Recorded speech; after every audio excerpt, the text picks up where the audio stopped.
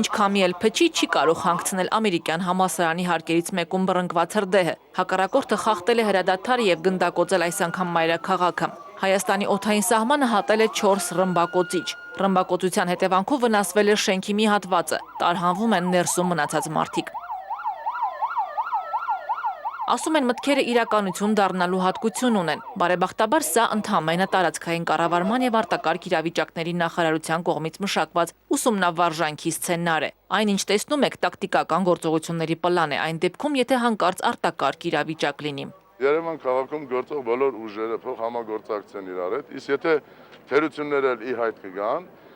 շտկումներ թերությունների վրա, որ ապագայում Աստված մի առաստղի խնդիրների դեպքում մենք կարողանանք օպերատիվ բոլոր ծառայություններով գործենք։ 5 մարտական հաշվարկ փրկարարական վարչությունից, գազածխապաշտպան ծառայություն, ճանապարհային ոստիկանության 2 կարգախումբ, շտաբ բուժօգնության 2 բրիգադ, վթարային խմբեր։ Բոլորը միասին 1 ժամ շարունակ ապացուցեցին, որ արտակարգ իրավիճակում հնարավոր է համագործակցված աշխատել։ Մեզ համար պատրաստակամություն, պատրաստ լինելը ամեն ինչին դա ուրեմն շատ կարևոր է, թե երկրաշարժ սեյսմիկ գոտի գտնվող երկիր ենք, ունենք երկրաշարժներ,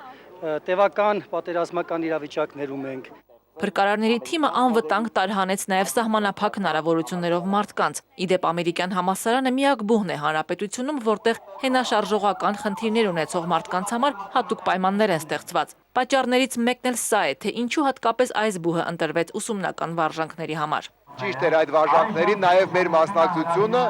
եւ այդպես եւս մեկ անգամ բոլոր ուշադրությունը գրավել, որ եթե պայմանները անարգել միջավայրը ստեղծված է, անարգել տեղաշարժվելու հնարավորությունը,